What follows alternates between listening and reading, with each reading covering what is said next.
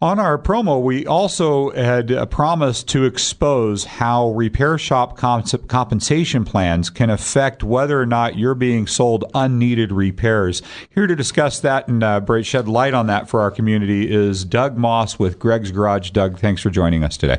Thank you. How are you, Mitch? Fantastic. This is such a huge topic, and the type of and the style of compensation plan in your establishment really is set up to stop this type of activity from occurring. So I want to make that clear to begin with. But let's talk about the two different types of typical compensation plans that exist in repair shops for most technicians. Most shops have a flat rate fee that the technicians are paid, and basically they're paid on what they're selling. So roughly if it's a slow day, they're just standing around, maybe cleaning their toolboxes or something like that. They're not really getting paid.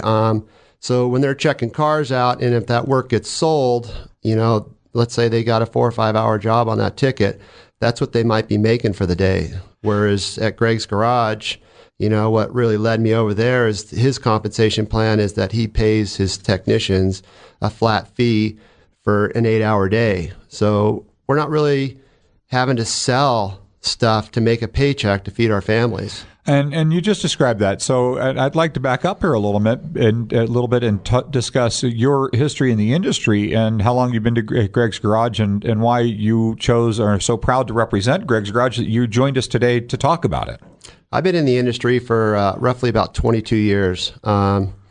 What brought me over to Greg's Garage is just the integrity that he gives his customers and the family atmosphere that goes along with the shop. I mean, there's about 15 of us there, and we all work together. We're not competing against one another, so we have that opportunity to pass that on to our customers. Well, and you just talked about some of the core fundamental values that go into even the compensation plan, but you just barely described it. You're talking about a guy that's sitting around, he has nothing to work on, a car comes in, and they may see something that could wait. It's like, okay, this is like a seeping seal, not a leaking seal. But in order to try to get that job so that they can feed their family this week, they're a lot of times motivated to sell something that thoroughly is not needed at that time. Correct. I mean, at our shop, we really try to educate our customers, give them the opportunity, let them know that, if we see something, we're going to let them know about it. But we try to, give them a time frame. We may not be able to be right on, but there's a lot of times it may not need brakes right now. They came in for an oil leak and we found that, but we found other things. We don't have to necessarily sell that. We want to just take and educate them, say, hey, in a couple months down the road, we'd like to see you back because the brakes are getting low. Well, and then that gives the consumer the time to prepare for it financially and not just be blindsided by this. But if like you just said, if you're a flat rate technician and those brakes may have gone another 3 or 4 months based off the consumer's driving, but you aren't doing any other work today, selling that brake job is going to feed your family. And sometimes that job is going to get sold well before it's needed, or sometimes even not needed at all. And that's, I think, the crack in the system that leaves open at a lot of repair shops. And I'm not saying everyone that is on a flat rate repair shop operates this way, but it's the crack in the system that allows for that to be possible that our consumers need to be aware of. And you mentioned the hourly, like you don't worry when you go to work of whether or not you're going to get a paycheck that day. You're talking about your hourly and you're going to get your 8 hour day, whether there's a car in that bay or needing something or not at the moment. Yes. So you really don't have any incentive to sell something right now that isn't needed. And I really think that's huge. And I don't think that's really been brought to a community's attention, just how those compensation plans can affect whether or not they're being sold to repairs. But it also transfers into the front to back communication and relationship between the person talking to the customer and the person working on the car. Explain how that impacts all of that. Well, I mean, we spend a lot of time with the car.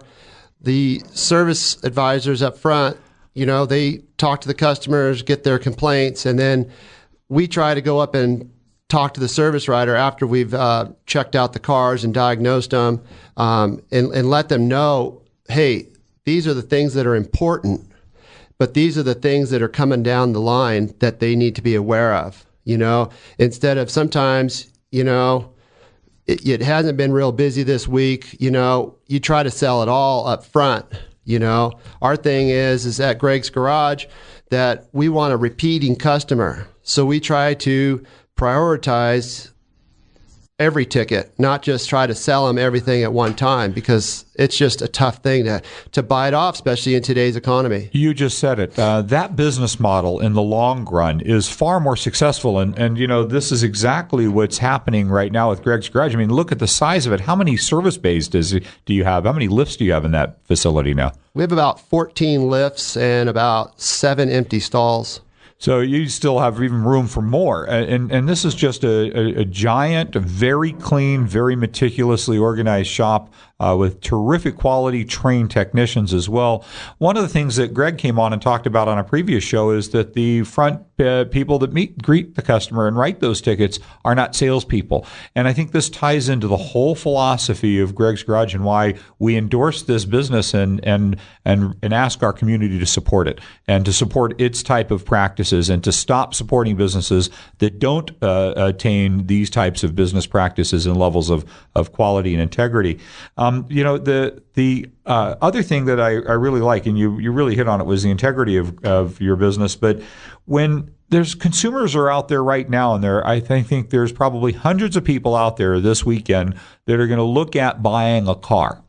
And one of the things that we always advocate, and we have videos on our website about this as well at thecarbuyeradvisor.com, is that people have these cars inspected before they buy them. So let's discuss the inspection process if they bring a car to you to have it inspected before they buy it, because they get that same commitment that we're not just here to sell you things to because we're looking for the worker I need to feed my family. They're going to get a true, honest inspection of that vehicle and know more about it before they make the purchase decision if they come to you. Mitch, I truly believe in this. I mean, in today's economy, people are trying to stretch their money as far as possible. They're having to go out and maybe purchase a used car for a son or a daughter to go to school. And, they, instead of getting it inspected, they buy it and then get it inspected. My philosophy is, if you're really sure about buying this car, is ask the people, can we get it inspected by a mechanic first? At Greg's Garage, we do a visual inspection, which we pull all the wheels, inspect the brakes, mic rotors, check belts and hoses, check the fluids.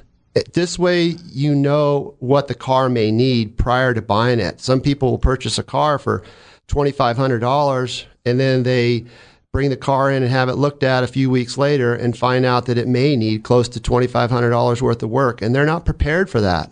But that simple inspection that may have cost you $100 could save you thousands down the road. Well, and not just that, but the knowledge. This is what we're about, is educating consumers one car buyer at a time. And the knowledge of having that could have made them go to that consumer and say, the car's not worth $2,500, and at least received a better price on it, or passed a vehicle and found another $2,500 car that didn't need $2,500 worth of work. Exactly, Mitch. I've had customers come to me and have this stuff done and be upset about it. And I said, look, it's $100 spent right now, but it's thousands later that it's just saved you. I would rather know up front, okay, I'm going to buy this car and it's going to need some repairs. What are the repairs, so that I can kind of budget myself for that? Yeah, and they may not be catastrophic things. You might find out that this is a good car, but in 6 months you're going to need to do the transmission service or a timing belt on it. And at least you're buying it with that knowledge, and exactly, and that you don't go 7 months and then wind up destroying your engine because you didn't know that the timing belt needed to be replaced in it. Exactly. And the other thing that I really love about Greg's Garage, and one of the reasons why we have asked Greg's Garage to be a regular guest on this show to bring this type of knowledge base to our community, is the getting the job done right the first time. And I think that ties into what you're talking about, that we don't have salespeople. We're not commissioned in the back when we're working on the car. And we work together as a family because of that. It's really an interesting experience walking into a dealership where everybody gets along. And I say that because I think some of our consumers right now have walked into a business, whether it's been a car dealership or a repair shop, and they're listening to the employee talk about how unhappy he is. Oh, God, I hate being here, working here today. And boy, when you walk into Greg's Garage, it's like walking into a fun place. I mean, everyone's happy, everyone's having a good time, and there's just a feeling. How does that get created there? I think it probably starts with Greg. It does. Greg was a mechanic at one time, and he started his own business, so he kind of knows. His thing was that he knew how it was when he was a mechanic, how he struggled on slow weeks and stuff like that with the type of flat rate maybe. So he wanted something different, and that's what really inspired me to pursue the job over there. Like I said, I've worked at a handful of places in 22 years, and that to me was critical.